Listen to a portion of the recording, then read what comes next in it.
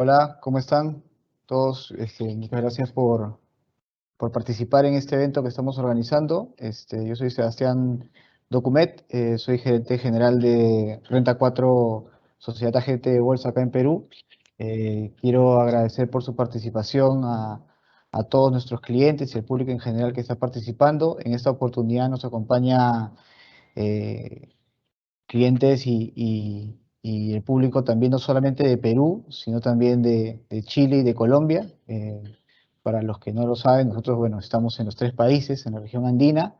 Tenemos un buen tiempo acá y les agradezco por ser parte de este evento. Nosotros constantemente hacemos eventos de este tipo, porque en Renta 4 apostamos a democratizar el acceso al mercado de capitales, pero también democratizar el acceso a la información, ¿no? Los eventos que hacemos son para dar ideas de inversión, para hacer educación financiera, como en este caso, y así poder ayudar a que más gente pueda ingresar al mercado de capitales, que es una iniciativa que puede ayudar muchísimo al desarrollo de los países donde estamos. En ese sentido, hemos hecho eventos, por ejemplo, de análisis técnico, y en esta oportunidad queremos comenzar con una presentación introductoria de lo que es el análisis fundamental, que es otra vertiente de lo que es el análisis de los mercados financieros. Un poco el análisis técnico ayuda a determinar el momento, el timing, digamos, para entrar al mercado, mientras que el análisis fundamental analiza pues, las empresas en las cuales quieres estar, ¿no? Entonces, ahora voy a tratar de comentarles lo más rápido posible y también de la forma más didáctica posible algunos conceptos de análisis fundamental para que los puedan utilizar en las decisiones de inversión que realizan, ¿no? El análisis fundamental es un método, es una vertiente, como les digo, del análisis de mercados financieros para determinar el valor intrínseco de una acción, por ejemplo, ¿no? Que es lo que vamos a hablar en esta oportunidad. Eh, y para calcular el valor de la compañía, uno tiene que tomar en cuenta diferentes factores económicos, factores también financieros, ¿no? Un engranaje un poco entre los factores financieros o de la propia empresa y factores macroeconómicos que influyen al valor de la compañía, ¿no? Los factores que se toman en cuenta desde el lado de la empresa son, por ejemplo, las ventas, los márgenes, la depreciación, amortización, porque al final lo que uno tiene que analizar en una compañía no es el pérdidas y ganancias, que es un resultado, digamos, que está afectado por algunos cálculos o modificaciones que se hacen para reflejar, digamos, el devengo, digamos, de los servicios que uno da, sino lo que uno tiene que analizar en verdad son los flujos de caja, ¿no? Porque es al final el dinero que efectivamente está ingresando a la compañía. Entonces, por eso se tiene que tomar en cuenta la depreciación y la amortización, porque no son salidas reales de dinero. Entonces, tienen que hacer esos ajustes y tienen que tomar en consideración. Otro factor importante que se tiene que considerar es el CAPEX, que es la inversión que uno hace, ¿no? En maquinaria, en activo fijo, ¿no? Cuando uno hace una inversión en algún negocio, uno tiene que construir una fábrica o alguna cosa de ese estilo. Entonces, es un factor que también se tiene que considerar porque implica un gasto de, digamos, una salida de efectivo.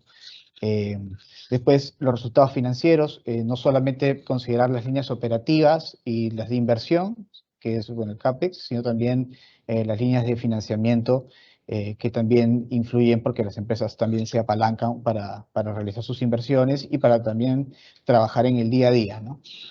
Y eso, como les digo, te permite llegar al flujo de caja, que es lo que al final tenemos que analizar. Y por el lado del mercado, uno tiene que calcular la tasa de descuento a la que uno va a descontar los flujos de caja, porque al final todo instrumento financiero es eso, ¿no? Es el valor actual de una serie de flujos que uno proyecta hacia el futuro.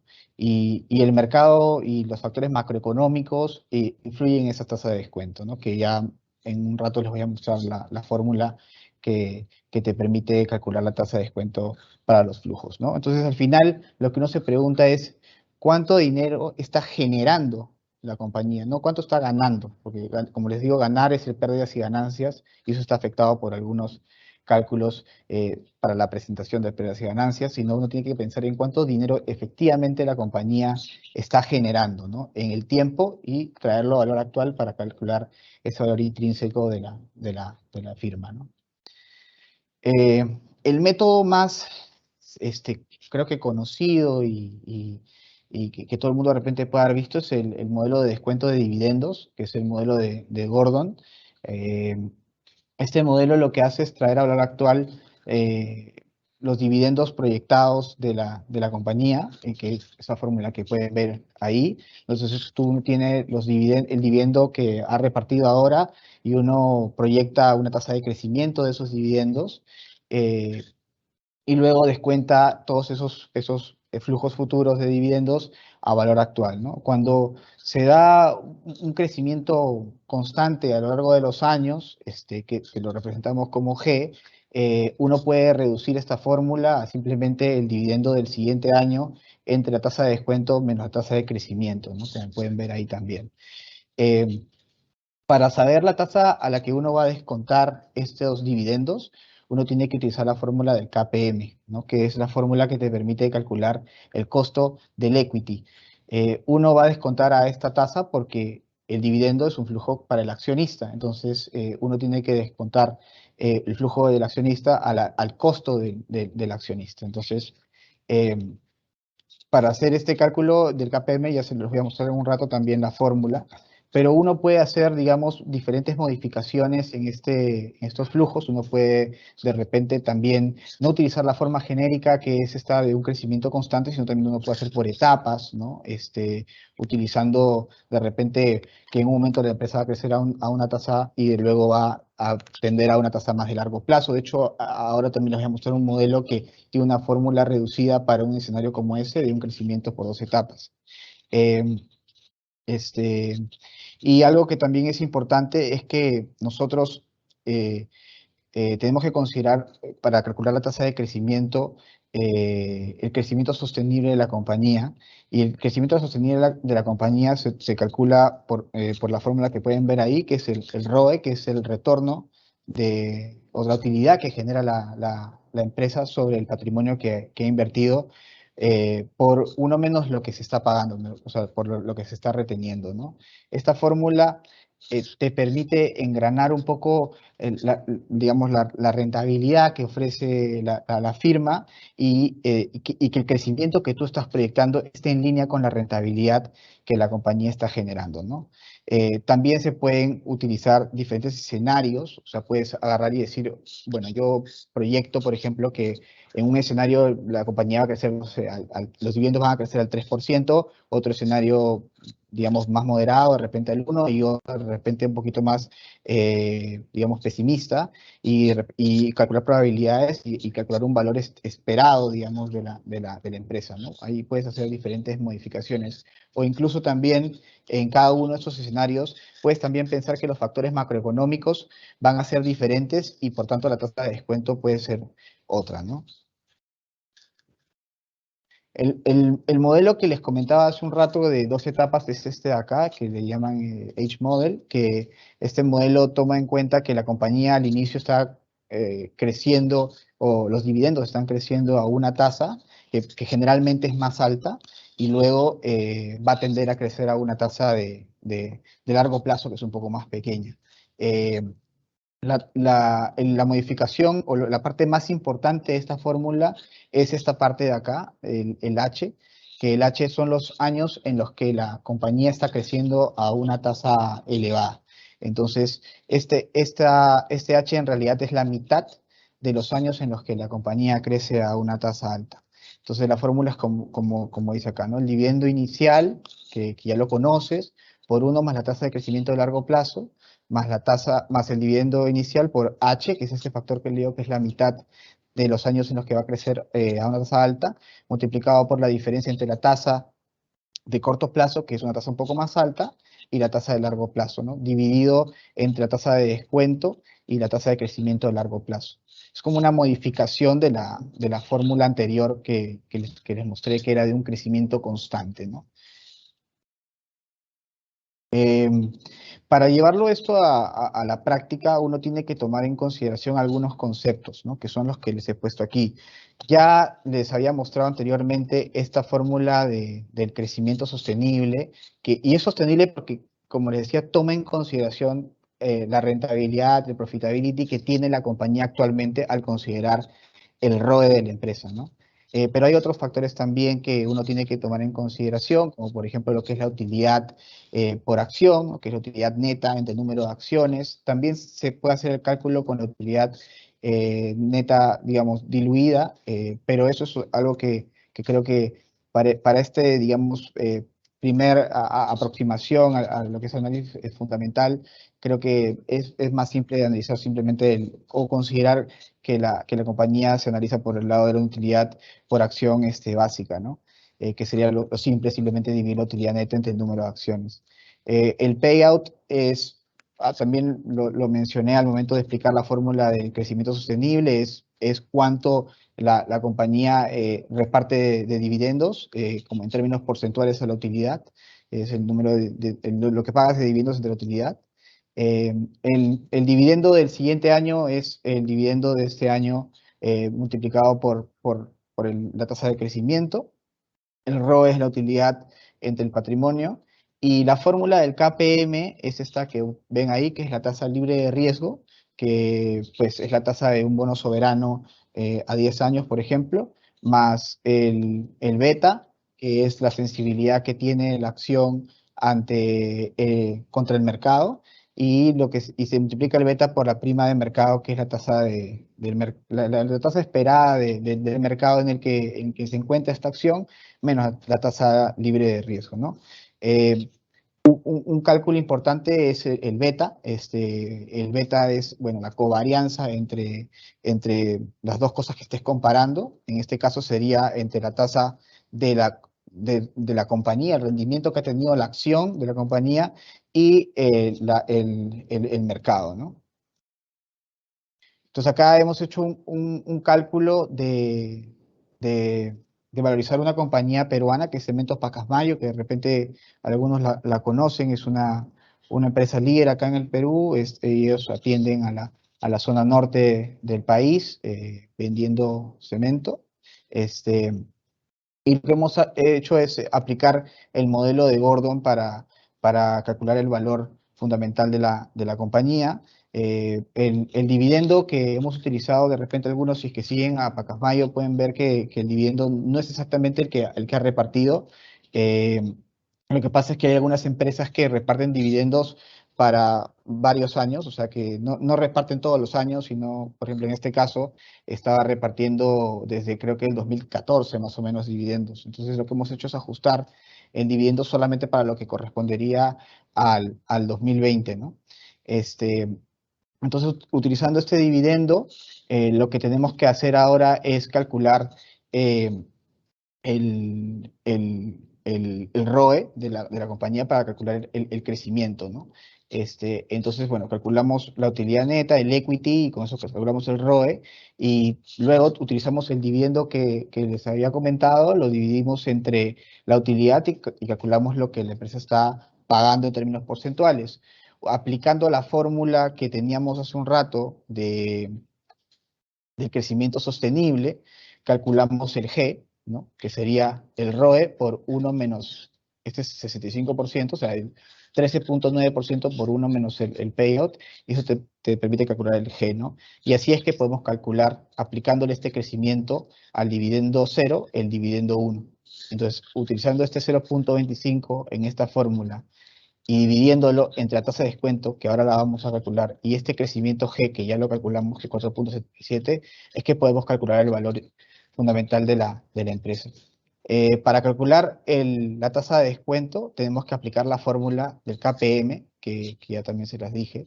Entonces, para hacer esa fórmula, como les decía también, lo más importante es calcular el beta. Entonces, tenemos que calcular la covarianza, que es la correlación, digamos, la relación que tiene, en simple, es la relación que tiene la variación del precio de la acción contra la variación del mercado y la varianza del mercado, ¿no? Que es la volatilidad que tiene la rentabilidad del mercado.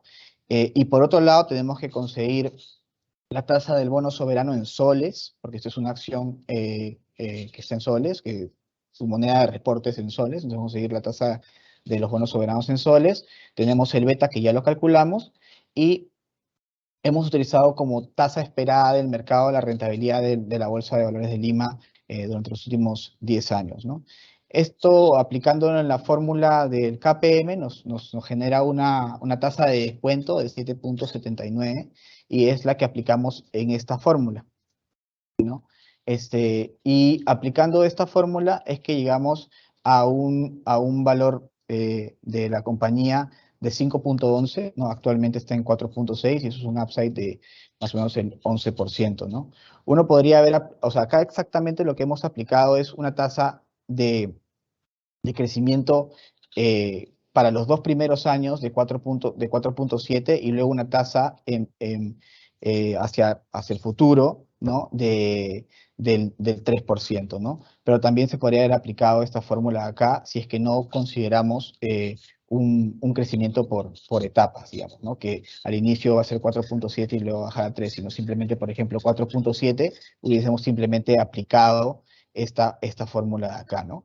Que sería, si lo hacemos, por ejemplo, sería 0,25 entre el 0,779 menos el crecimiento, que es 4,77, y eso nos da un valor, claro, un crecimiento, un precio más o menos alrededor de los 7 soles, ¿no? Que eso es un upside bastante importante, ¿no? Acá estamos un poquito normalizando el crecimiento y hablando de que la compañía o los dividendos de la compañía van a tender a bajar en el largo plazo del 3%, ¿no?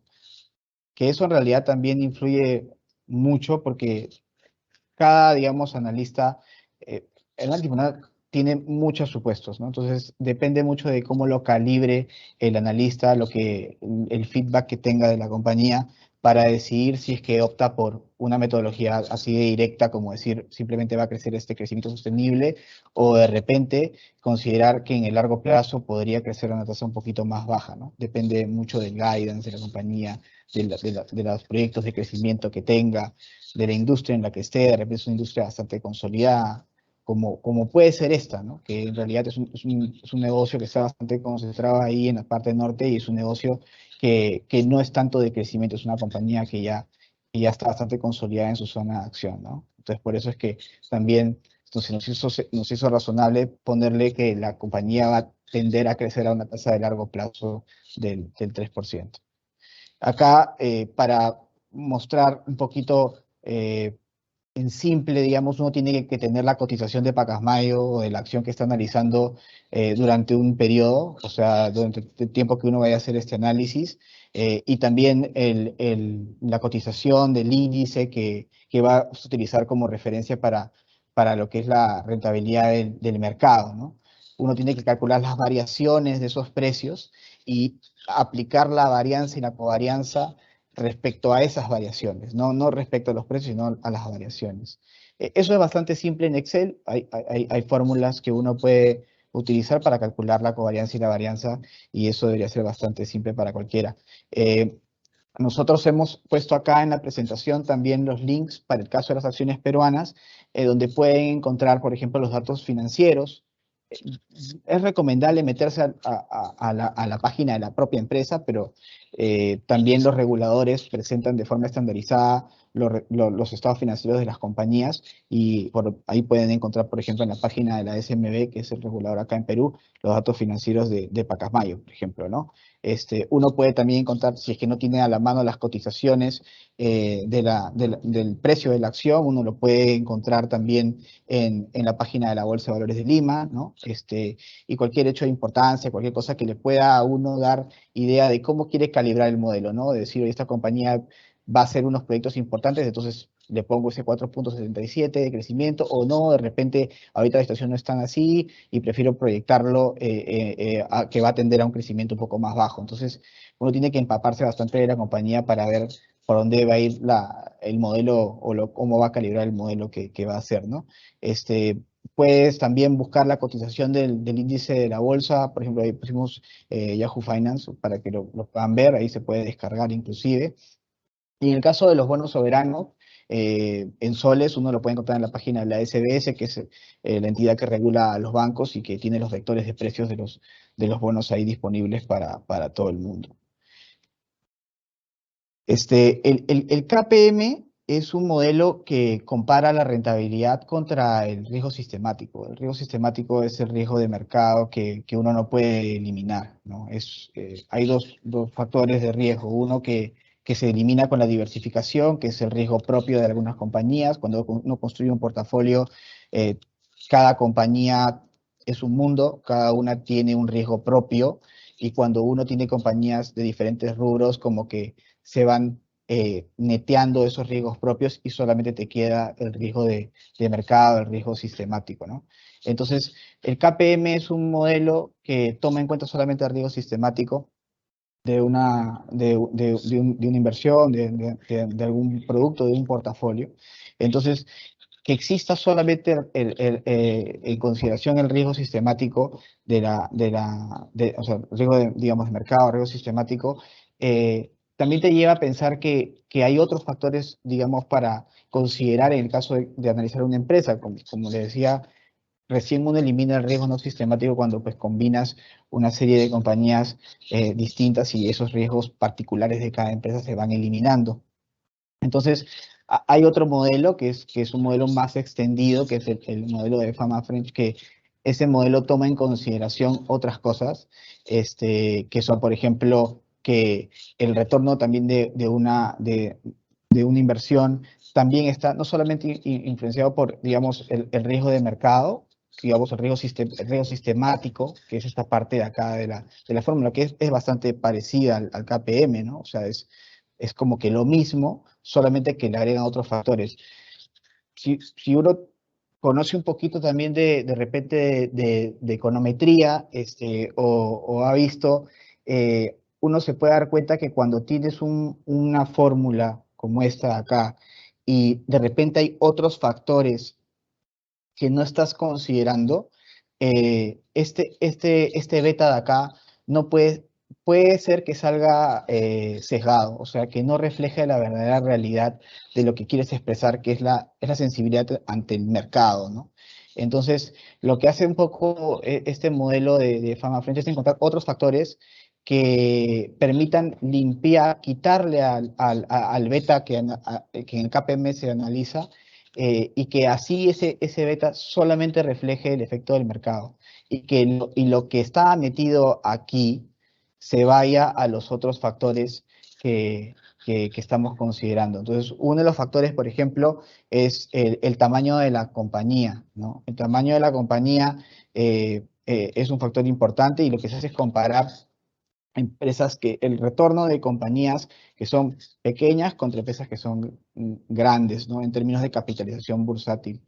Y en el otro factor que también se toma en cuenta es el nivel de apalancamiento de las compañías, comparando el valor en libros contra el valor de mercado, ¿no? Entonces, este, estos factores lo que permiten es un poco limpiar la regresión que se está haciendo para que así el beta que se calcule sea un beta, un mejor estimador y así poder calcular de mejor manera la rentabilidad esperada, digamos, de esta inversión, ¿no? Entonces te permite calcular una tasa de descuento un poco más, más correcta, ¿no?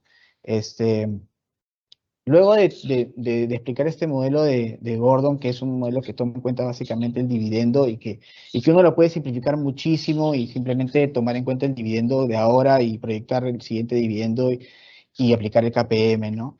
Este, por otro lado, uno puede olvidarse del dividendo y pensar en los flujos de caja, que era lo que les decía a un inicio, que es lo más importante y donde se pueden hacer muchas más modificaciones en el modelo, porque uno tiene que ya meterse a ver los ingresos por líneas de negocio, tienes que meterte a ver los costos, uno tiene que meterse a ver ya todas las diferentes cuentas que influyen en el resultado de la compañía. Entonces, lo principal es proyectar las ventas, ¿no? Para proyectar la primera línea. Entonces, Lo primero que uno tiene que considerar es el crecimiento de este mercado en donde se encuentra la compañía. Uno tiene que ver si es un mercado que está en crecimiento o es un mercado que es maduro, porque eso va a influir mucho en la proyección que uno vaya a hacer. Eh, Uno tiene que también hacer análisis de repente de cada línea de negocio que tiene la compañía. Entonces, por ejemplo, los sectores que son más estables son sectores de consumo masivo, sectores de energía, sectores de utilities, de servicios básicos, mientras que hay sectores que son un poco más de crecimiento, como el sector de tecnología, ¿no? Que ha estado bastante de moda. Entonces, un poco que eso también nos permite situarnos en qué tipo de mercado estábamos y qué tasas de crecimiento hacen sentido, ¿no? Un poco que también parte de, de calibrar un modelo es un poco ver las tasas que vas a utilizar y ver si eso tiene sentido, ¿no? Con el negocio en el que está. No vas a proyectar que una empresa de electricidad está creciendo, no sé, al 20%, porque no tiene mucho sentido. Las empresas de electricidad generalmente son compañías que están bastante consolidadas, mientras que una empresa de tecnología sí podrías considerar un crecimiento como ese, ¿no? Eh, para complementar la parte de la proyección de, digamos, el volumen de ventas, uno también tiene que considerar el precio al que la compañía puede vender esos productos.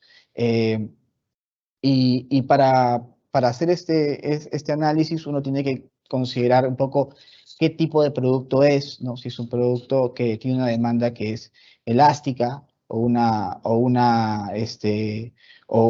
si es inelástica, ¿no? O para ver, digamos, si es que es un bien que de repente si sube los precios, la demanda va a seguir estando ahí, o si sube los precios ya no. Entonces, eso es un factor que es muy importante para considerar a qué ritmo podrían crecer los precios, porque tú ya tienes una estimación de a qué ritmo podría crecer un poco la demanda, ¿no? El volumen de ventas, pero también tienes que considerar a qué ritmo podrían crecer los precios. Algo simple podría ser utilizar el IPC, el índice de precios, o de repente, si es que hay algún índice sectorial, aplicar ese índice, el crecimiento de ese índice sectorial a los precios de la compañía que estés analizando, ¿no? Otra cosa que también se puede considerar son los inventarios de la compañía. De repente es una compañía que ha acumulado muchos inventarios y de repente eso podría llevar a que los precios puedan estar un poco más bajos.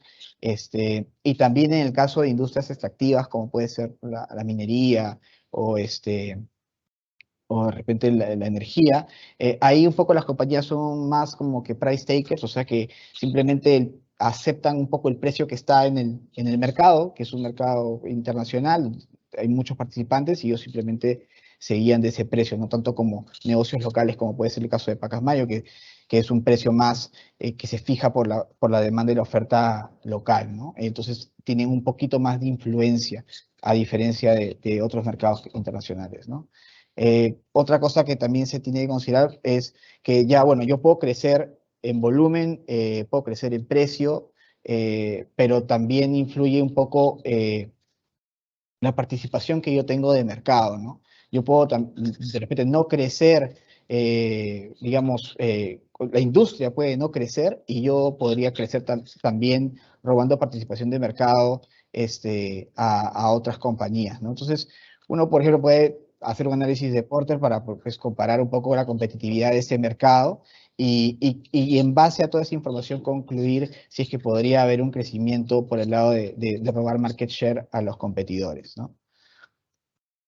Eh, un poco acá hemos querido mostrar por sectores, digamos, los drivers que permiten proyectar las ventas. Y como les decía, en el caso de la minería es una industria que son price takers, que básicamente el precio se fija en el mercado internacional, entonces uno tiene que acceder a información para ver cómo va la demanda de cada mineral, por ejemplo, o sea, eh, uno, por ejemplo, en Bloomberg uno puede ingresar a ver cómo va la demanda, la oferta, qué proyectan, pero en realidad yo creo que para el inversionista de a pie que quiere acceder a esa información, obviamente acceder a Bloomberg es un poco complicado.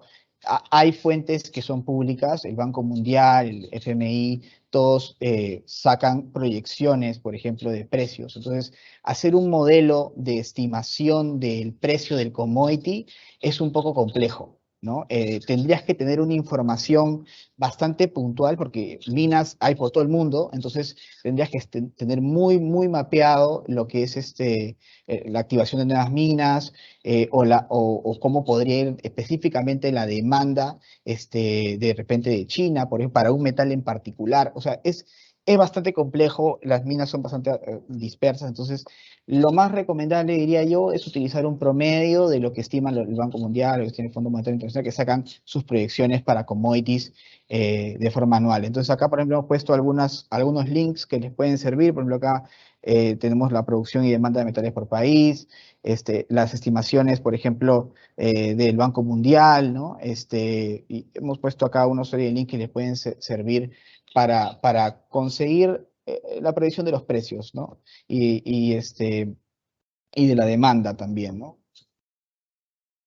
En lo que es el sector construcción, bueno, uno, por ejemplo, en el caso de Pacasmayo, que es una cementera, uno puede utilizar el crecimiento del PBI o del PBI sectorial, porque en el caso de Perú sacan, pues, y en todos los países, ¿no? Sacan el PBI por cada sector, entonces uno puede utilizar ese ritmo de crecimiento como para sus proyecciones. Este, o puede también analizar si es que hay alguna métrica puntual de ese sector, utilizar el crecimiento de esa métrica, ¿no? Que en el caso, por ejemplo, de las cementeras es el despacho local de cementos lo que se sigue aquí, ¿no? Si es una empresa que no vende un producto particular y que no podamos ver el ritmo de crecimiento puntual y que de repente, por ejemplo, una constructora, ¿no?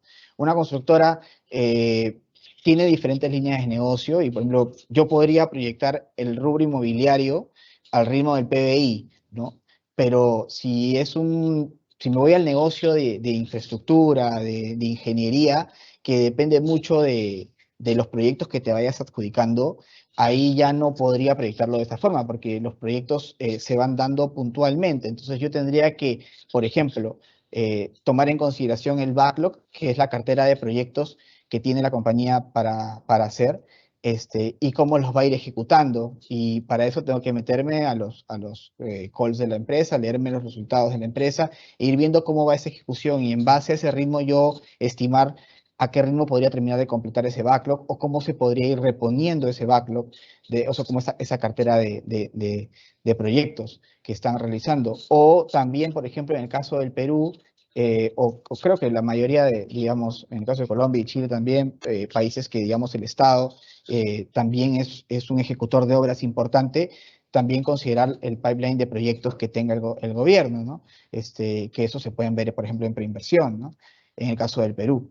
Entonces eso también es sumamente importante y hay que analizar, como les decía hace un rato, por líneas de negocio. No se puede generalizar la proyección de las ventas para ninguna industria y dentro de cada industria tampoco para todas las empresas, porque depende mucho de cómo es cada negocio, ¿no?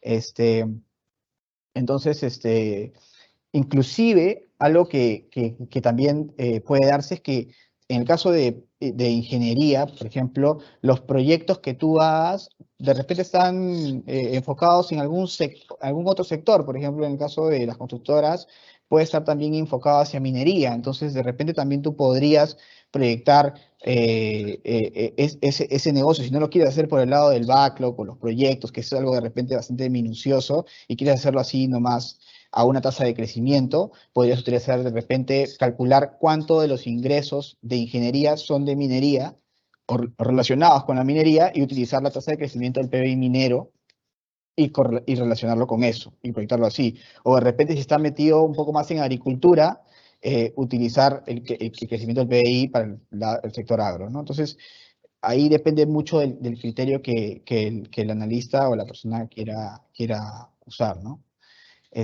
Para el sector financiero, ahí es diferente, o sea, los bancos no es como una cementera que vende cemento y es el precio del cemento por el volumen vendido, sino es las colocaciones, ¿no?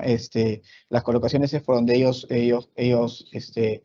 van a cobrar, también hay que proyectar los depósitos para ver dónde se están fondeando y lo que tenemos que calcular es el margen, ¿no? La tasa, el spread que ellos entre la que se fondean y la tasa a la que ellos prestan. Entonces, este margen que ganan los bancos, en general está correlacionado un poco con la tasa de referencia, ¿no? Cuando ahora las tasas de referencia en la región, o por lo menos en el Perú, están súper bajas, y obviamente no hay espacio para poder marginar. Cuando las tasas estén un poco más grandes, más altas, perdón, va a haber más espacio para poder financiarse más barato y cobrar una tasa más alta. Entonces, por ahí podríamos estimar cómo podría ir el margen del banco en base a cómo va la tasa de referencia. Y ese margen, aplicarlo a las colocaciones que se realizan y con eso calcular lo que facturaría el banco. Pero algo que es muy importante en el caso de los bancos son las provisiones, porque parte del negocio de los bancos es que a veces la gente no les pague. Entonces, eso se tiene que también tomar en consideración, ¿no? Normalmente cuando tú vendes, en el caso de una cementera lo vendes y ya está, lo puedes vender al crédito, ¿no? Pero en el caso del banco, las provisiones es algo bastante recurrente y que se tiene que considerar. Y para eso se tiene que saber, pues, en cómo va la morosidad del sistema, ¿no? Y en base a esa morosidad poder estimar la cartera morosa y así ir proyectando lo que podrían ser las provisiones, ¿no? Acá también hemos puesto algunos links, por ejemplo, donde pueden encontrar información de los bancos peruanos. Por ejemplo, en la página de la SBS uno puede encontrar, de hecho, normalizado, o sea, todo estandarizado, los estados financieros de todos los bancos, que es súper útil, y no solamente de los bancos grandes, sino también incluso de las cajas o diferentes entidades financieras.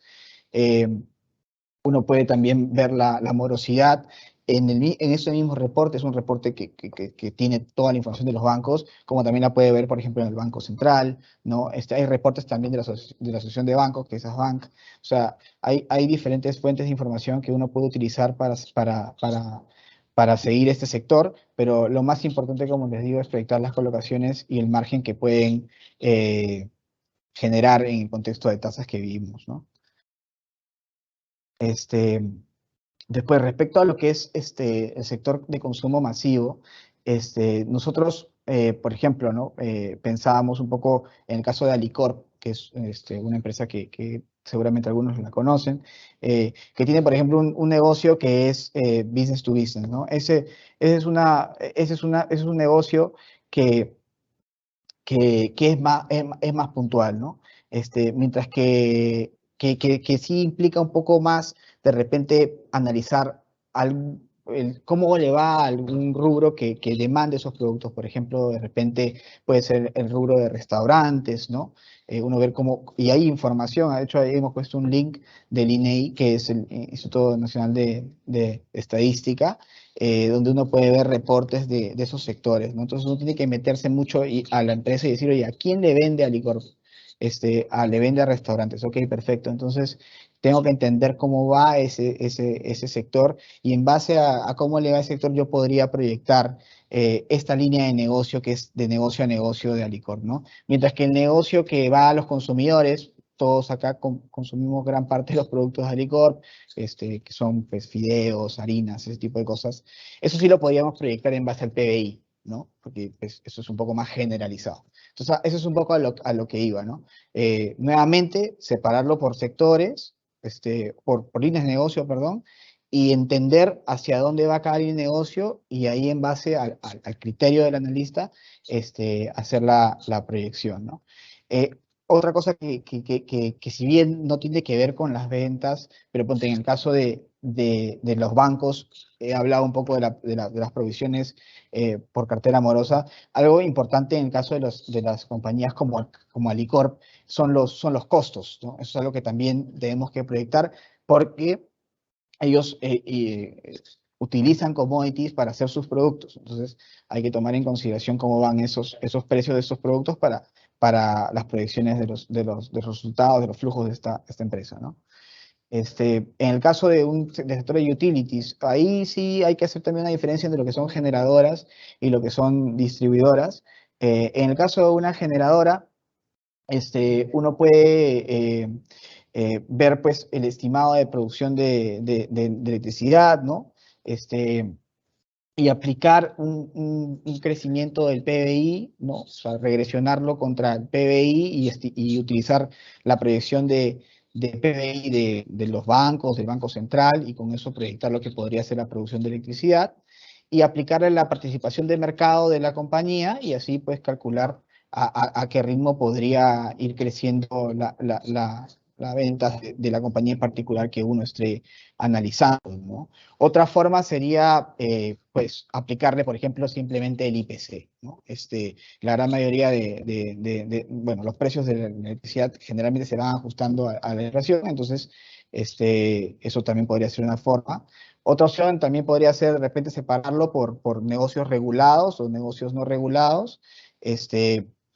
Ahí, por ejemplo, los negocios regulados, la mayoría, como les digo, van por el lado de la inflación, mientras que los no regulados generalmente son contratos que se mantienen las tarifas, ¿no? Entonces, pero ahí tendrías que entender un poco a quiénes les vende en particular, si es que hay un contrato que se va a vencer, hay que meterse bastante porque pues tienen clientes ya puntuales, más allá de las distribuidoras, que son las que te llevan la electricidad a la casa, sino también de repente empresas mineras, hay que ver bien con quiénes son los que tienen las relaciones y esos contratos pueden cambiar, ¿no? Eh, y también por el lado de los costos, que también lo quise mencionar, es que depende mucho de cómo es la combinación de generación, o sea, si es una generación hidro o si es termo, o si son energía renovable para determinar cuáles podrían ser los márgenes de la compañía. En el caso del negocio de distribución, que es, como les decía, las empresas que te llevan la electricidad a la casa, ahí ya es un poco más de repente por el área de acción, ¿no? O sea, por ejemplo, en el caso del Perú, Luz del Sur, ellos están focalizados en una zona en particular, entonces uno puede encontrar el PBI, digamos, de esa zona en particular y en base a la proyección de ese PBI, estimar lo que podría ser el crecimiento de sus ventas, ¿no? Y después, ya que ya tocamos el tema de los márgenes en el caso de las generadoras, en el caso de las distribuidoras, los márgenes es razonable que se mantengan porque, bueno, son bienes que uno pues va a seguir consumiendo, entonces es probable que los márgenes se puedan mantener o de repente ampliar, ¿no? Y también hemos puesto algunos links para el caso del Perú, donde uno puede ver la generación por cada empresa, ¿no? Uno puede ver también por regiones, puede ver cómo va la producción, toda esa información puede servir a que uno lo utilice. Al final, de todas formas, esto es, por ejemplo, mi forma de verlo, la forma de nosotros para proyectar. Al final, cualquier persona pues, puede agarrar y tener su propio criterio para estimar, ¿no? Entonces, digamos, hay diferentes formas para cada industria y dentro de cada industria hay que ver cada línea de negocio, pero retornando un poco a la teoría, el objetivo inicial del modelo de Gordon era ver los dividendos, pero cuando uno proyecta los flujos, tiene que llegar al flujo de caja y descontarlo, ¿no? Al igual que los dividendos, pero descontar flujos de caja. Y los flujos de caja es, como les decía, no es el pérdidas y ganancias, es la entrada y salida efectiva de dinero. O sea, y eso es, por ejemplo, no sé, las ventas que uno realiza, cuando las cobras al contado o que cobras una venta que hiciste al crédito y la terminas cobrando, cuando agarras y vendes una propiedad, por ejemplo, ¿no? Cuando el accionista te inyecta dinero, cuando te pides prestado plata, te entra plata, entonces también es un flujo. Mientras que los egresos, las salidas de dinero son cuando pagas el personal, las remuneraciones, cuando te pagas un servicio que te están dando, pagas impuestos, cuando desembolsas para invertir en una fábrica, cuando, o sea, compras alguna maquinaria, por ejemplo, cuando pagas el préstamo, o sea, lo amortizas, ¿no? O cuando también pagas, o sea, también a los accionistas, ¿no? Entonces, eso es bastante intuitivo, es simplemente las entradas y salidas de dinero, pero lo que uno tiene que empezar a entender es cómo lo presentan las empresas para poder saber qué parte utilizar de esta presentación para hacer el cálculo, ¿no? Entonces, normalmente las compañías presentan los flujos de caja como tres flujos de caja: el flujo de caja operativo, que es básicamente el negocio, ¿no? Y el flujo de caja de inversión, que es la inversión en maquinaria, la inversión en una fábrica, ¿no? Y el flujo de caja financiero, que es el financiamiento, ¿no? Eh, entonces, eh, los, hay dos formas de analizar el flujo de caja de una compañía. Primero el flujo de caja que es para tanto el accionista como para el acreedor, o sea, el flujo de caja económico, digamos la parte operativa, y el flujo de caja neto, ¿no? Que es al final, luego de pagar lo que tiene que ver con el financiamiento, lo que termina quedando para el accionista.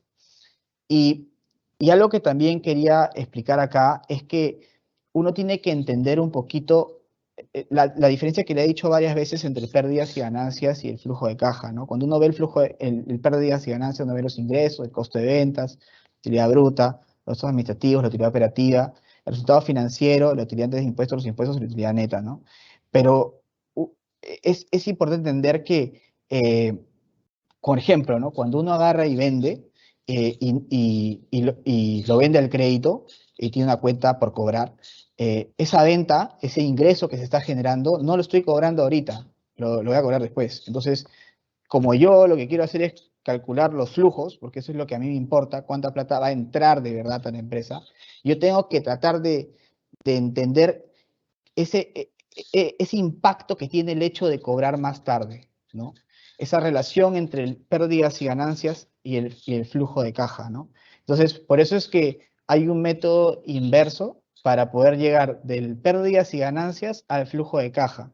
Y es enriquecedor porque te permite visualizar esas dinámicas por ejemplo, el hecho de pagar tarde también, porque tú de repente puedes tener cuentas por pagar y eso también te ayuda a generar caja, ¿no? Entonces, para hacer ese cálculo, uno tiene que, por ejemplo, puede partir a partir o sea, comenzar a partir de la actividad operativa, que es el EBIT, y uno le resta los impuestos, y a eso que te sale, que se llama NOPAT, uno le suma la depreciación y la amortización porque esos no han sido salidas de dinero. Normalmente la depreciación y la amortización están metidos en el costo de ventas, también pueden estar de repente en una línea debajo de la utilidad bruta, pero la cosa es regresar eso. Y luego viene restarle la variación del capital de trabajo.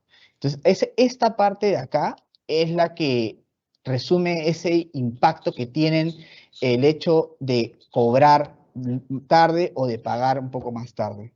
Entonces, el capital de trabajo, ¿qué es? Es el activo corriente del pasivo corriente. O sea, si uno ve el estado financiero, uno puede ver que el activo corriente es más grande que el pasivo corriente y hay algo de largo plazo que está financiando el día a día. El activo corriente es el activo de corto plazo y el pasivo corriente es el pasivo de corto plazo. Entonces, si el activo de corto plazo es mayor que el pasivo de corto plazo, significa que hay un pasivo de largo plazo que está financiando el activo de corto plazo.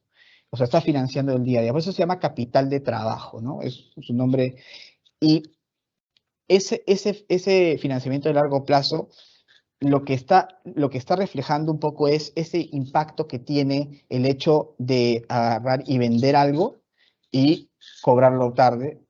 Entonces, acá, por ejemplo, podemos ver que la variación del capital de trabajo, porque es lo que tiene que poner, es como un símil del ciclo de conversión de caja, que es otro concepto también, que está influenciado o influido positivamente por la variación de las cuentas por cobrar. Si uno se demora en cobrar, eso me afecta negativamente a la generación de caja. Si yo me demoro en pagar, me afecta positivamente porque es menos y menos es positivo a mi generación de caja, ¿no? Y también la rotación de los inventarios.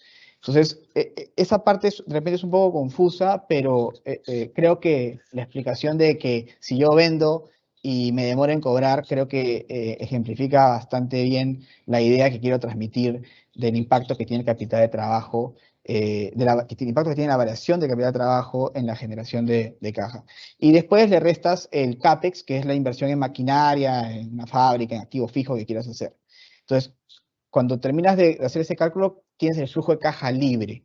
Acá no hemos restado nada de financiamiento. Entonces, este es el flujo para tanto el accionista como para el acreedor. Entonces, ese es el primer concepto, el flujo de caja libre. Si al flujo de caja libre yo le sumo, bueno, sumo dependiendo de qué salga el resultado, pero generalmente resto el flujo de caja de financiamiento, tengo el flujo de caja neto de la compañía, que ese es solamente para el accionista. Entonces, Si yo tengo dos metodologías, o me voy por el flujo de caja económico o me voy por el flujo de caja neto. Si lo hago por el flujo de caja económico y es un flujo que es para el accionista y para el acreedor, la tasa de descuento que utilice tiene que ser un promedio entre el costo de financiamiento del accionista y el costo de financiamiento del acreedor. Entonces, ahí nace el concepto del WACC, ¿no? Que también de repente lo pueden haber escuchado. Entonces, acá lo que está haciendo básicamente el WACC es ponderar el costo del accionista, que es el KPM, o sea, el que expliqué hace un rato para calcular la tasa de descuento que utilizaríamos en el modelo de Gordon, ¿no? Y la tasa de la deuda que tenga esta empresa, ¿no? Buscas, digamos, algún bono o puedes agarrar y meterte a los estados financieros y ver en las notas y ahí te sale a qué tasa se ha financiado, o puedes hacer un estimado de repente de ver el servicio de cuánto está pagando de intereses y dividirlo entre el stock de deuda que tiene y sacar como un proxy de lo que podría ser la tasa de financiamiento de la compañía. Entonces, haces una ponderación y la ajustas por el escudo fiscal porque al final, la deuda te hace pagar menos impuestos porque generas un gasto y eso te genera un escudo fiscal. Y este WACC es a la tasa a la que vas a descontar el flujo de caja libre, el flujo de caja económico. Pero si utilizas el flujo caja neto, ya le restas los intereses, ¿no? Entonces ya solamente queda un flujo para el accionista. Entonces lo haces con el KPM que ya se había explicado, ¿no? Eh, entonces, estas son las dos metodologías que se pueden utilizar para descontar los flujos, ¿no?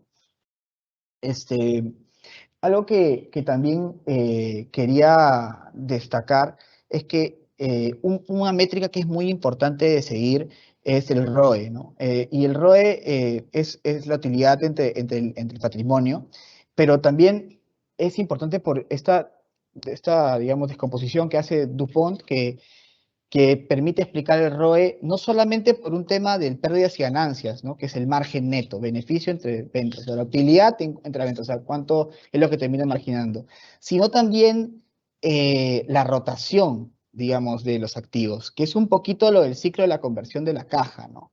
Este, que hace un rato comentaba. Porque al final tú estás relacionando una cuenta de pérdidas y ganancias, que es la utilidad, contra el patrimonio, que es una cuenta de balance. Entonces, eh, también incorpora un poco qué tanto rotas tu caja, y eso es bastante importante considerar. Y también el apalancamiento, ¿no? Con una compañía esa palanca también permite generar mayores rentabilidades, ¿no? Y el modelo de Gordon, y volviendo un poco a este slide que había puesto esto acá, eh, toma en cuenta también directamente en el crecimiento del ROE, ¿no? Entonces, al final los modelos de alguna u otra forma van recogiendo los mismos conceptos. Acá un poco resumiendo lo que son ratios financieros, el ROE, ¿no? Que es el que ya se los había mencionado, la utilidad neta entre el patrimonio, el ROA, que es entre el activo, los márgenes que se siguen, el margen que más se sigue es el EBITDA, ¿no? Que es un proxy de lo que podría ser un flujo de caja económico, el margen neto, la liquidez, que es el activo corriente de pasivo corriente, que también es medio parecido al concepto de capital de trabajo, ¿no? Que influye mucho. Si tienes un capital de trabajo bastante alto, es que consumes mucha caja. Entonces eso te resta valor, ¿no? A veces de repente, claro, uno ve muchos ratios y lo que he tratado de explicar acá es que el valor de la compañía, el ROE, ¿no? Está impactado por los márgenes, por esa rotación de la caja, ¿no? Eh, que uno también puede hacer un ratio un poquito más ajustado, que es agarrar y restar los inventarios, el activo corriente menos inventarios entre el pasivo corriente, y también, por ejemplo, tomar en cuenta el CAPEX, ¿no? O hacer un ratio entre el flujo de caja que genera la compañía y el CAPEX, ¿no? Y finalmente el endeudamiento, ¿no? Que es un poco el tema de la desagregación del ROE, ¿no? Que sería pasivo ante patrimonio, o uno lo puede analizar también activo como patrimonio, al final es un poco que lo mismo. Y también, bueno, un ratio que se utiliza bastante, pero que es un ratio un poquito más para deuda, es el ratio de deuda entre EBITDA, ¿no? Porque es un poco el flujo que te queda para poder pagar la deuda. Entonces, ahí se ve un poco en cuánto tiempo podrías pagar la deuda, ¿no? Pero al final, la idea para el equity es que el endeudamiento un poco que permita apalancar a la compañía y poder generar mayor rentabilidades. Eh, lo- la rotación de activos, que es la forma genérica de ver, digamos, cómo se va generando la caja, en realidad se analiza un poco más detallado con estos ratios que ven acá. Primero, la rotación de las cuentas por cobrar, o sea, digamos, cuántos días te demoras en cobrar, y después la rotación de los proveedores, cuánto te demoras en pagarles, ¿no? O sea, si tú te demoras el ciclo de compresión de caja al final es ciclo operativo menos la rotación de proveedores. O sea, si tú te tomas un montón de tiempo en pagarle a los proveedores, vas a tener un ciclo de conversión de caja más alto, ¿no? Porque le dices espérate y tu caja no se ve afectada. Y si tu ciclo operativo es rápido, vas a generar caja rápidamente. Entonces, y ese ciclo operativo está o sea, es positivo, es más grande si es que tú te demoras no te demoras mucho en cobrar, ¿no? Y los inventarios también rotan rápidamente, ¿no? Entonces, estos ratios que a veces uno los puede encontrar, uno siempre tiene que pensar y cómo impactan al valor de la empresa, ¿no? Impactan a través de la variación del capital de trabajo. Y así es, y uno puede decir, oye, esta variación de capital de trabajo, ¿por qué se está dando? ¿Es por un tema de que yo me demoro en cobrar o que me demoro en pagar o que mis inventarios no rotan mucho? ¿No? O sea, y así uno puede entender verdaderamente de dónde viene ese impacto, que es esa diferencia entre las cuentas de pérdidas y ganancias y las cuentas de flujo de caja, ¿no? Eh, Acá hemos mostrado el flujo de caja de AMD, que es ya dejamos la compañía peruana Pacasmayo y ahora pasó a una compañía americana que también hemos escuchado bastante de ella. Y hemos mostrado acá un poco los flujos, como para que los vean. Acá estamos mostrando el flujo de caja operativo de AMD, el flujo de caja de inversión, el CAPEX, ¿no? Y el flujo de caja financiero, ¿no? Ya hemos calculado acá el flujo de caja neto, el flujo de caja libre, el que se va a descontar, el flujo de caja el neto, perdón, que se va a descontar al costo del equity, y el flujo de caja libre que está acá abajo, que es el que se va a descontar al WACC, ¿no? Entonces, lo que vamos a hacer ahorita es mostrarles la valorización de AMD tanto con la metodología del WACC o como la metodología del costo del equity, que deberían cuadrar. Esa es la idea. Bueno, antes, al igual que les hemos contado un poco cómo proyectamos los flujos de cualquier otra compañía, les esquematizamos acá un poco el negocio de AMD, que tiene dos grandes líneas de negocio, que los pueden ver ahí, y en base digamos, las participaciones de cada uno de estos negocios en los ingresos totales de la compañía, es que hemos aplicado tasas de crecimiento para cada uno de esos negocios para derivar lo que serían las ventas de estos, y todo lo hemos agregado para calcular las ventas totales de AMD, ¿no? Entonces acá pueden ver un poco cómo hemos proyectado las ventas, ¿no?, de AMD por línea de negocio, las dos líneas de negocio, y también hemos mostrado un poco en detalle dentro de esta línea de negocio los dos conceptos que le explican, y lo mismo en la otra línea de negocio, ¿no? Y acá hemos mostrado una serie digamos, de links donde pueden ver de dónde hemos sacado todos los supuestos para hacer estas estimaciones. Este, y acá también les hemos comentado un poquito cómo vienen las estimaciones que estamos haciendo, ¿no? Por ejemplo, en el caso de las tarjetas de video, está totalmente impulsado por el sector de gaming, ¿no? O las laptops, ¿no? Por ejemplo. Y en el caso de los CPUs, esperamos el minado de criptomonedas que siga fortaleciéndose. Entonces, hay que meterse bastante a cada negocio y entender un poco, y a partir de eso ver cómo ha estado creciendo y decir, oye, va a crecer más que lo que estaba creciendo antes o va a crecer menos, y ahí hay que guiarse un poco del guidance de la empresa y meterse también a cada uno de los sectores, ¿no? Eh, entonces, bueno, las dos metodologías que les comenté es las que vamos a aplicar.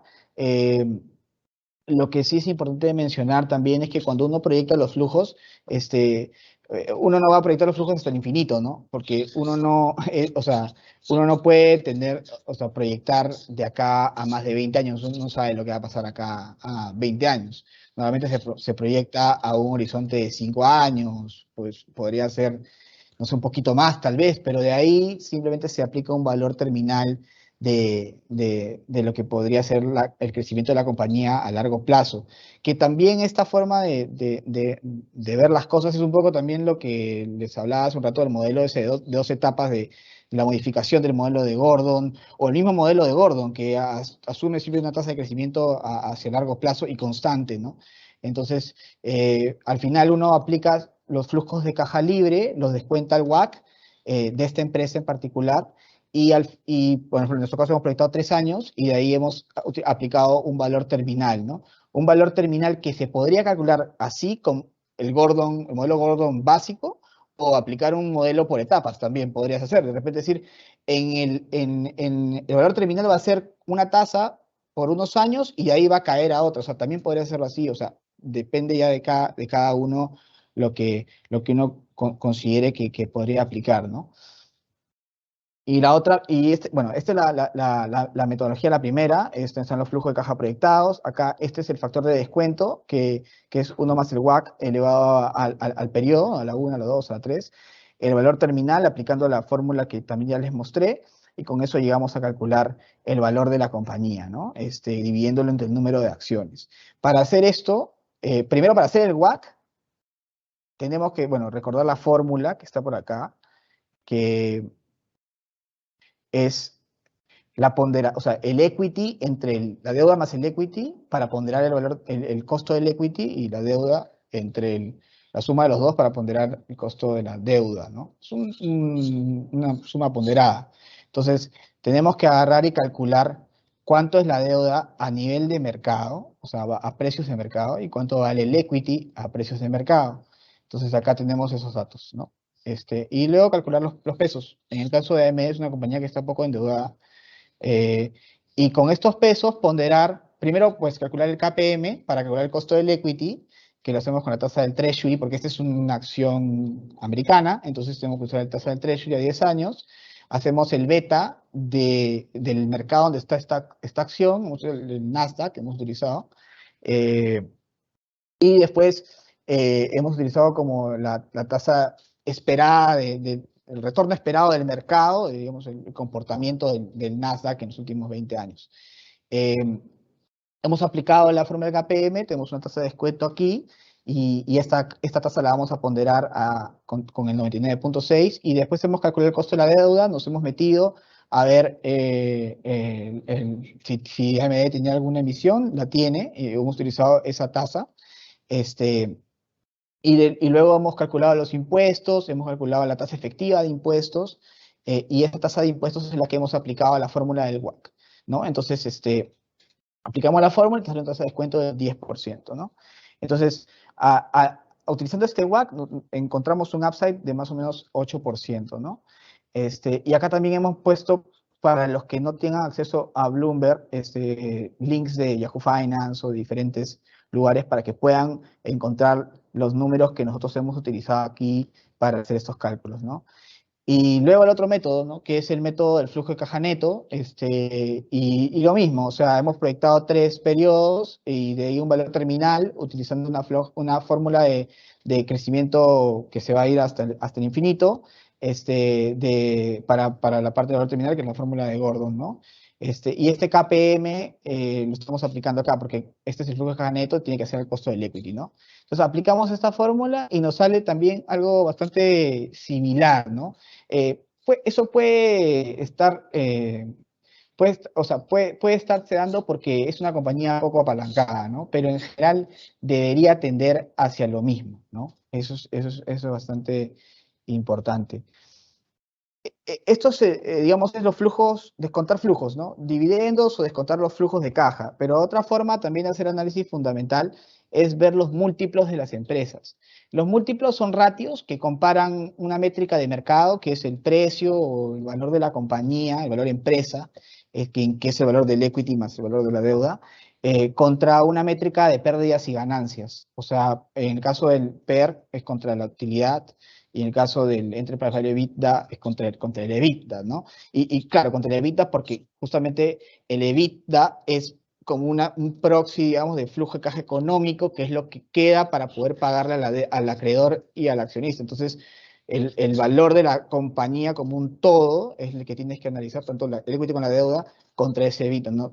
Por eso es que normalmente se utiliza la métrica así, ¿no? Enterprise Value EBITDA. Eh, y también lo quería hacer un poco símil con las dos metodologías de descuento de flujo de caja, ¿no? Que el caso del PER, digamos, es la utilidad neta, es el flujo de caja neto, ¿no?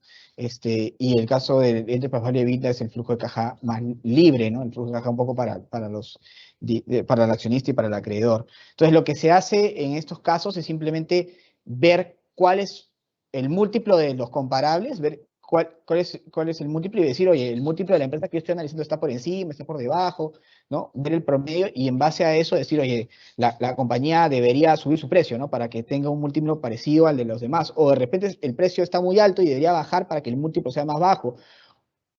Eso lo puedes hacer para, digamos, tomando en cuenta las utilidades que tienes ahorita, ¿no? Que se le conoce como la utilidad a 12 meses, trailing, le dicen, ¿no?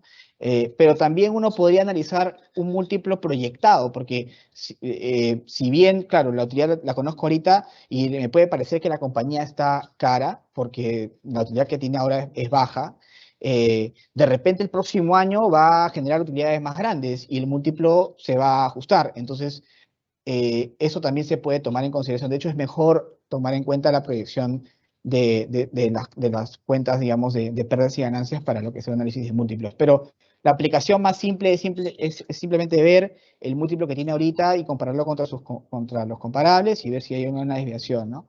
Otra cosa que también se sigue es el dividend yield, que es el dividendo entre el precio, es cuánto paga dividendos para lo que son empresas value que pagan dividendos y que te permite compararlas rápidamente, ¿no? La idea del análisis por múltiplos es ver un poco el valor relativo, ¿no? O sea, esta compañía está más cara que la otra en este momento del tiempo, ¿no? Pero también tomando en cuenta una perspectiva fundamental, ¿no? Porque estoy tomando en cuenta los resultados que está teniendo o el resultado que va a tener, ¿no? Pero el traer los flujos a valor actual y conseguir un target de precio y decir cuánto va a ser el upside, es una visión mucho más de largo plazo, ¿no? Digamos, si uno dijese, ¿no? El análisis técnico es de corto plazo, el análisis de múltiplos de mediano y el análisis fundamental un poco más de largo plazo, ¿no? Entonces acá hemos mostrado pues, los múltiplos de las comparables que tiene AMD y bueno, en price to earnings se ve que está por debajo y eso hemos prácticamente aplicado simplemente a la utilidad, o sea, si tú dices el promedio de industria es 54, por decir cualquier número que es el número, pero bueno, 54, y la utilidad de AMD es 3, entonces simplemente lo multiplicas y te saca el precio objetivo, es como despejar una fórmula.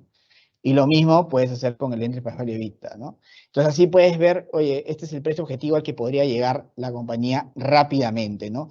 Pero hay que ser bastante cuidadosos con las compañías que se utilizan como comparables, porque no son del mismo tamaño, por ejemplo, ¿no? O sea, esta de acá es claramente más grande, mira el market cap que tiene, ¿no? Entonces, la idea es tratar de encontrar comparables que verdaderamente sean comparables, que estén como que en una situación parecida, que ofrezcan los mismos productos, que tengan un tamaño parecido, que en términos de deuda también, cómo se financian, también sea algo parecido. Acá también se puede ver una divergencia importante, ¿no? En el caso del Enterprise Value EBITDA, acá no sale cualquier otra cosa. Nos sale, por ejemplo, que el precio objetivo de AMD es por debajo de 100 porque el resto de la industria tiene un enterprise value EBITDA bastante bajo. Entonces, ¿por qué eso es esa divergencia? Porque en el caso de AMD ellos no tienen casi nada de deuda.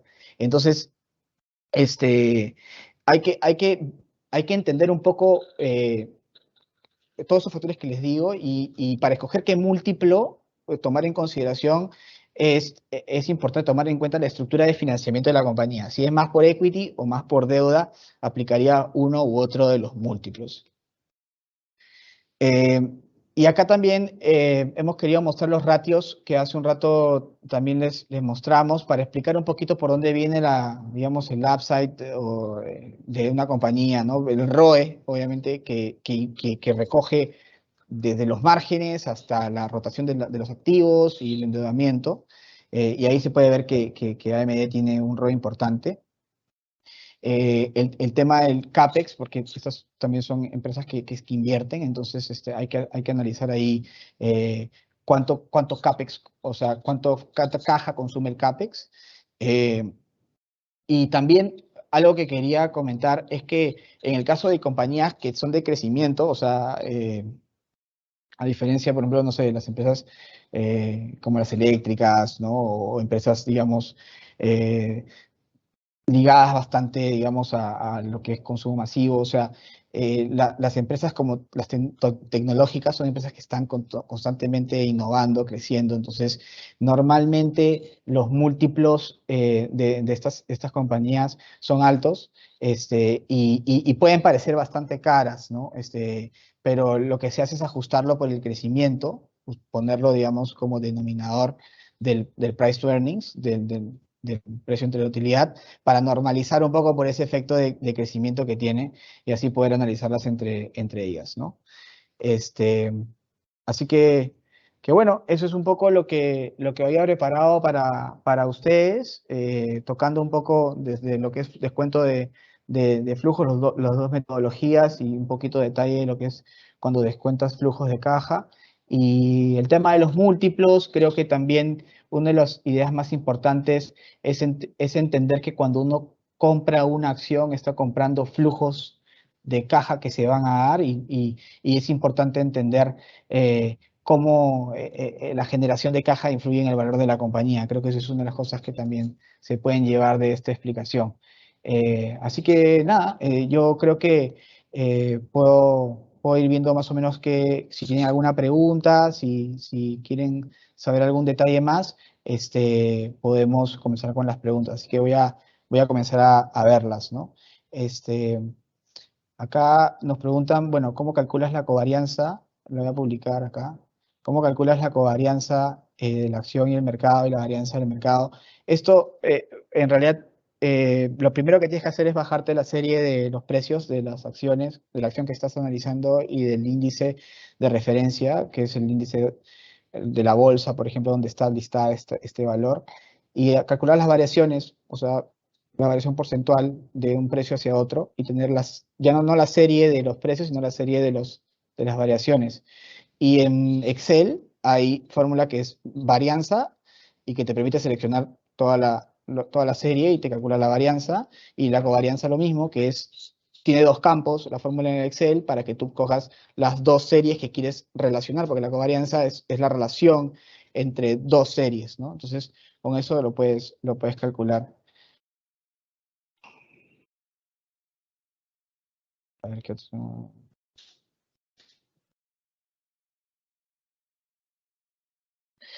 A ver, esta pregunta me parece interesante porque, no, esta acá. Y bueno, la pregunta sí, o sea, el webinar queda grabado, eso es importante. Nosotros tenemos una buena participación, pero va a estar disponible en nuestras redes sociales. Estamos en YouTube, por ejemplo, ahí lo pueden ver también el video y no olvidarse también que vamos a hacer un siguiente evento la próxima semana que va a ser de análisis fundamental aplicado, ¿no? Vamos a tener la participación de un analista del equipo de acá de Perú y un analista también de Chile para contarles en detalle respecto a una empresa peruana, un par de empresas peruanas, un par de empresas chilenas, y creo que eso va a estar bastante entretenido porque ya vamos a ir ya al detalle de la estimación, que un poco esta presentación ha ido por el lado teórico, ¿no? Acá hay una pregunta que cualquiera puede pensar, ¿no? O sea, para hacer análisis fundamental uno requiere ser economista o tener conocimiento financiero de estas fórmulas, ¿no? ¿Cómo uno puede hacer para hacer este análisis? ¿Por dónde empezar? Yo creo que lo más fácil es los múltiplos. O sea, si uno agarra y se mete a ver el precio de una acción y busca las utilidades del último resultado, ya más o menos puedes ir rankeando la valorización de la empresa que estás analizando y encontrando comparables que sean o sea, parecidos con todas estas cosas que les decía, ¿no? Que sean bien parecidos, o sea, no solamente que vendan en el mismo sector, sino que la compañía, la estructura de la compañía sea parecida, ¿no? Yo creo que comenzando por los múltiplos es lo más importante. Así que yo te diría por ahí, ¿no? Más que los descontar flujos, porque descontar flujos sí implica una serie de supuestos que pueden parecer un poco, digamos, muy subjetivos, tal vez. eh, y también la complejidad un poco de calcular el WACC, ese tipo de cosas, de repente puede ser un poco más complejo para alguien que comienza, ¿no? Yo comenzaría por los múltiplos. Eh, bueno, ¿cuál es la diferencia entre dividendo por acción y beneficio por acción? Bueno, el beneficio por acción es todo el beneficio que genera la compañía y de ese beneficio una parte se reparte como dividendos. Entonces, es bueno, o sea, al final, digamos, si es una compañía que te reparte dividendos y lo hace constantemente, los dividendos es algo que es sumamente importante porque va a ser gran parte de la rentabilidad que vas a tener. Si es una compañía que no lo hace, eh, vas a calcular, digamos, el flujo o vas a ver más o menos cómo va el flujo y te vas a fijar un poco más en la utilidad total porque al final, digamos, eso se va a reinvertir y es un flujo que va a generarle valor a la compañía y va a hacer crecer de valor. Entonces depende un poco de qué situación tiene la empresa, si es una empresa dividendera, es una empresa que ya está consolidada, o si es una empresa más que está creciendo y que está reinvirtiendo, ¿no? Entonces depende mucho de qué tipo de empresa estás analizando. Es como decir, de repente una minera junior, una minera que recién está explorando, no paga dividendos, o sea, ahí no podrías analizarlo. Ahí piensas más en el valor a largo plazo que puede tener la compañía, si empieza a generar utilidades que las reinviertan,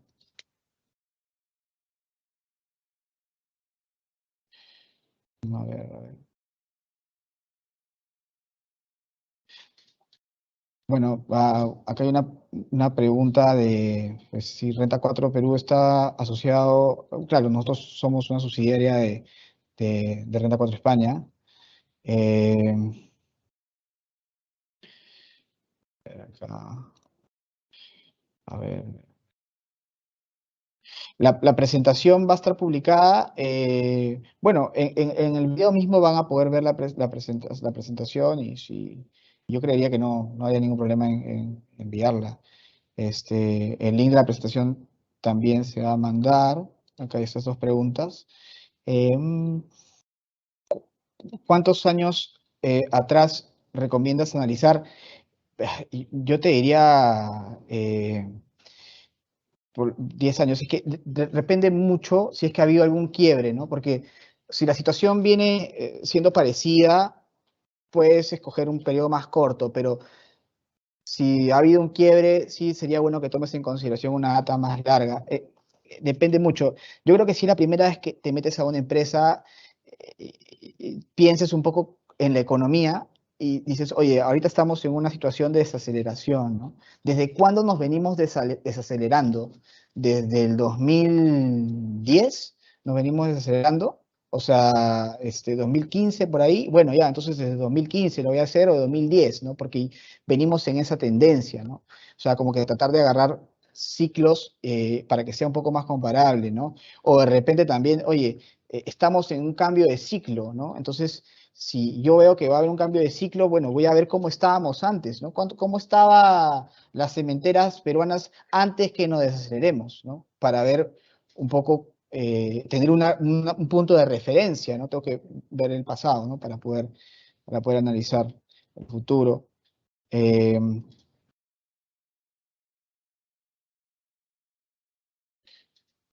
Eh, bueno, preguntan, ¿qué tan importante es calcular el valor intrínseco de una compañía? Como también les decía, el valor fundamental, el análisis fundamental te permite escoger en qué compañía quieres estar, ¿no? ¿Qué compañía te gusta a largo plazo? Pero puede ser que inviertas en otra por un tema de análisis técnico y te vaya bien. Entonces, yo creo que el análisis fundamental es la base, digamos, que te permite estar cómodo en una posición, pero es importante complementarlo con el análisis técnico para encontrar el timing de mercado, ¿no? Y el análisis relativo de los múltiplos, por ejemplo, para saber si es que la compañía respecto a sus comparables también está en una situación más barata o más cara. Entonces, yo creo que depende mucho del perfil del inversionista. Si es un inversionista de corto plazo, el análisis fundamental da confort, ¿no? Pero uno se fija más en el análisis técnico y el análisis relativo. Si un inversionista de mediano plazo, creo que se focaliza mucho más en el análisis fundamental, ¿no?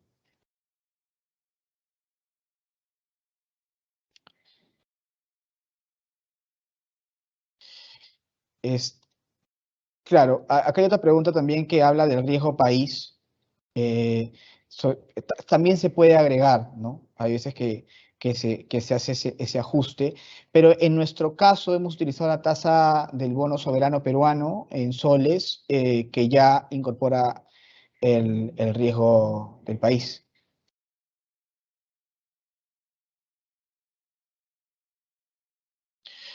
Bueno, libros que recomendamos de esto, bueno, pues en realidad, la verdad es que mucha de esta información uno la puede investigar, está en todos lados. Bueno, en mi caso yo recomiendo pues, el CFA, me parece que es leerlo o bajarse los libros del CFA es una buena alternativa. Este, ah, Bueno, acá preguntan dónde podemos conseguir la información si no tengo Bloomberg. Ahí hemos puesto varios links para bajar información financiera de las empresas. Para los que son de otros países, Chile, Colombia, claramente tienen sus propias páginas, pero para el caso de las empresas peruanas hemos tratado de poner ahí toda la información y para lo que son variables macro, variables de mercado, ese tipo de cosas también hemos puesto ahí varios links que pueden acceder y también incluso para proyecciones de precios de commodities. O sea, eh, ahí en la presentación pueden encontrar varios links, ¿no? Eh, Acá preguntan por Damodaran, que es una persona que calcula betas para las empresas.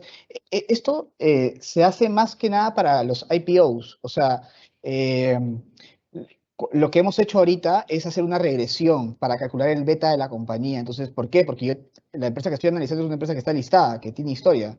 Entonces, yo puedo agarrar y comparar la variación de los precios de esa acción contra el mercado y calcularle el beta.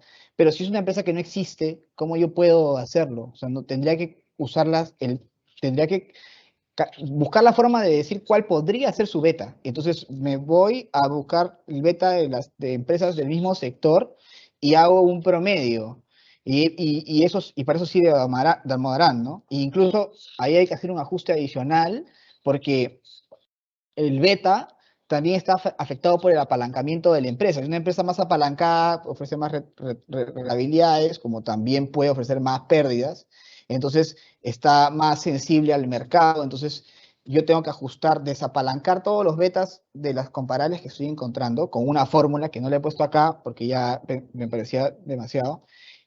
Y luego de desapalancar todos esos betas, agarras, haces el promedio y lo apalancas a la estructura de financiamiento que tiene la compañía que estás analizando y haces el KPM y ahí, y ahí descuentas los flujos. Entonces tendrías que tener acceso a Modarán o podrías agarrar y bajarte los betas o calcular los betas de las empresas y desapalancarlos con la fórmula que está en Google, la fórmula o en cualquier libro de finanzas y hacer la metodología que acabo de decir. Eh, mm, Sí, bueno, acá la misma pregunta, Damodarán, sí, es bastante conocido. Eh, mm, bueno, nosotros, bueno, ya para cerrar, porque ya estamos una hora y les agradezco por todas las preguntas.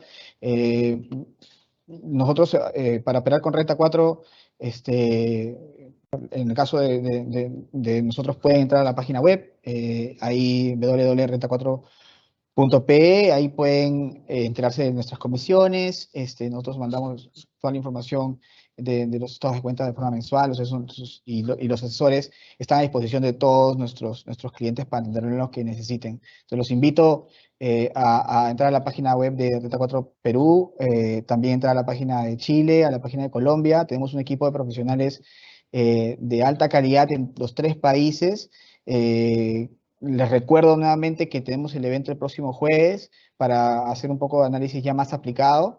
Y bueno, nada, les agradezco por su participación. Espero que puedan acompañarnos en un próximo evento y que o sea, nos sigan en las redes sociales, que nos den su confianza y nada, estamos acá para ayudarlos en los que necesiten. Así que nada, muchas gracias.